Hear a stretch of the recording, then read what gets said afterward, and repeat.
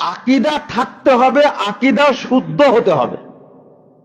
বাংলাদেশের মানুষের আকীদা শুদ্ধ না অশুদ্ধ? আমাদের এই যে গতদিনে দুর্গা পূজা গেল, তো দেখে মনে হলো যে বাংলাদেশের অধিকাংশ মানুষই কি মুশরিক, তাই না?